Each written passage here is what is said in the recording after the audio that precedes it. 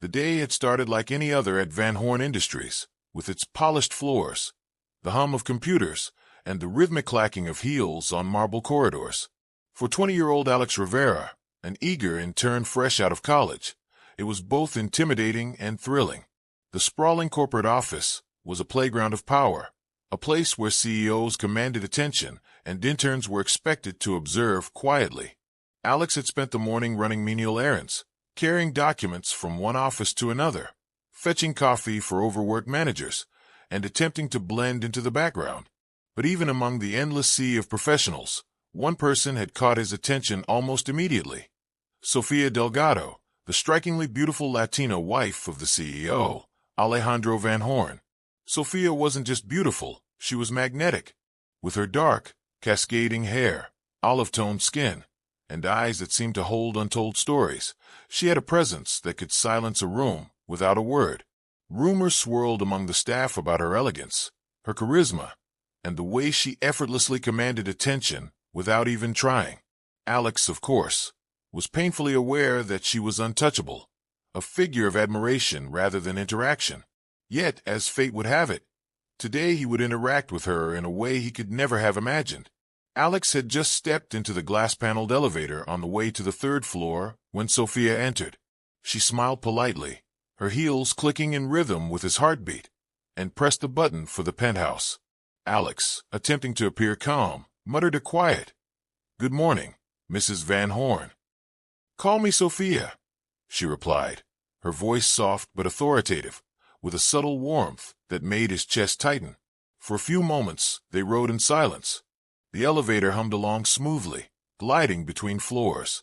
Alex tried to focus on the digital display that indicated the passing floors, anything to avoid staring at her too obviously. But then, just as the elevator approached the fifth floor, there was a sudden jolt. The elevator shuddered violently, the lights flickered, and the soft hum was replaced with a groaning metallic screech. "Whoa!" Alex exclaimed, gripping the handrail instinctively. I think it stopped." Sofia's eyes widened, but she kept her composure, clutching her designer handbag tightly. "Are you okay?" she asked, her voice steady but with an edge of concern. I think so," Alex replied, though his own confidence wavered. "Looks like we're stuck." And just like that, the polished, controlled environment of Van Horn Industries transformed into a small, claustrophobic metal box. Two people trapped with only their thoughts and rising tension. Minutes passed, and the initial shock began to fade, replaced by an awkward awareness of proximity. Sofia adjusted her posture, subtly moving closer to the elevator wall, but not far enough to create distance between them. Alex could feel the heat of her presence, the faint scent of her perfume, a mix of jasmine and something uniquely intoxicating, permeating the small space. I can try calling the building maintenance," Alex said, fumbling with his phone. Of course, no signal reached the elevator. No luck. "Of course," he muttered, more to himself than her. Sofia leaned back slightly, her arms crossed. "Well, it looks like we're going to be here for a while." Alex's mind raced.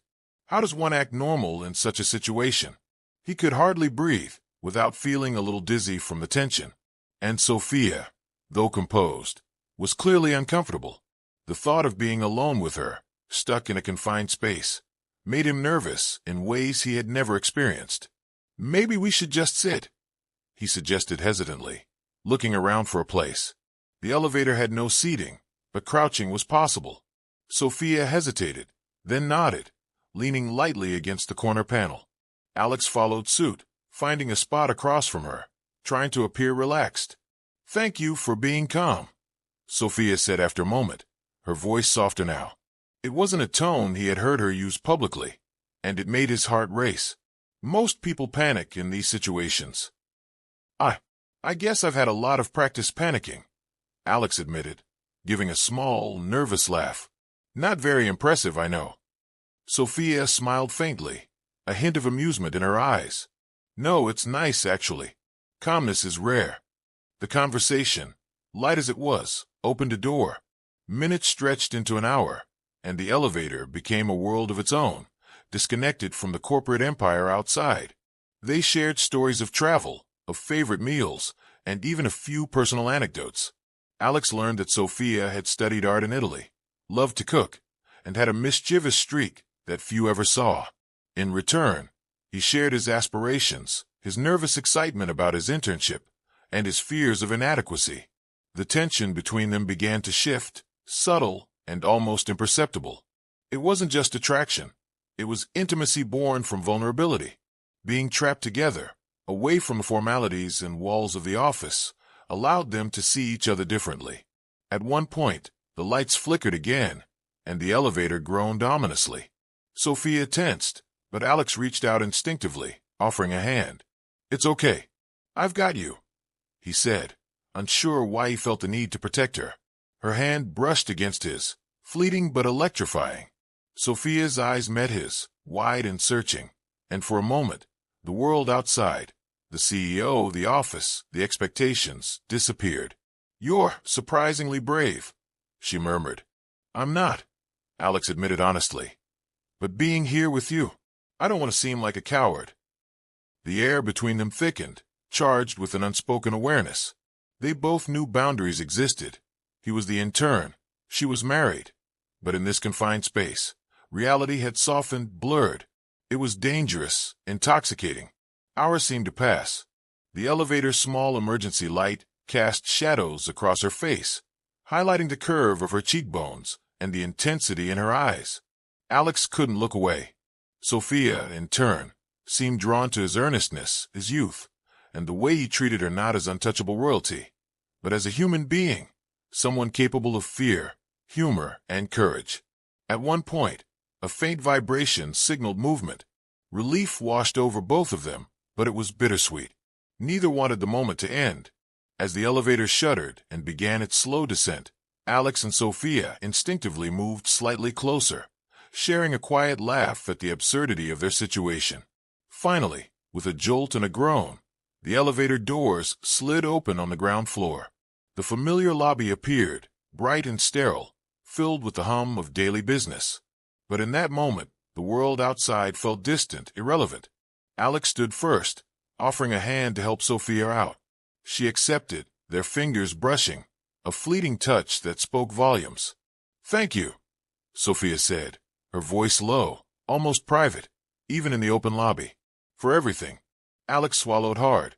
"Anytime," he managed, his heart still pounding. As they walked toward the exit, a glance over her shoulder caught his eye. A subtle, almost imperceptible smile lingered on her lips, a promise that this moment, strange and impossible as it was, would not be forgotten. The days after the incident were different. There were no overt gestures, no declarations of forbidden desire. The office continued as usual, the hierarchy unchanged. But for Alex, the memory of that trapped elevator, the laughter, the confessions, and the shared vulnerability lingered. Sophia, too, seemed softer, more approachable, though still commanding in her elegance.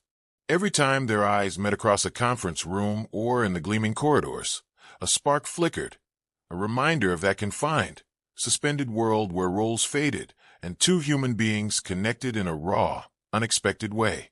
It wasn't simple. It wasn't meant to be.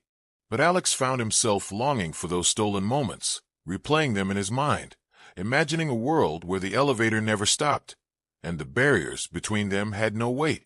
And perhaps one day, when circumstances allowed, he would find a way to see her again, not as the CEO's wife, not as a figure of admiration, but as Sophia, the woman who had smiled at him in the flickering light, who had shared stories and laughter, who had made the world outside seem distant, irrelevant, and unimportant. For now, though, he carried the memory with him, a secret fire that no one else could touch. And in the quiet of his own thoughts, Alex allowed himself a small, private smile, remembering the day the elevator stopped and time, if only for a few hours, belonged to just the two of them.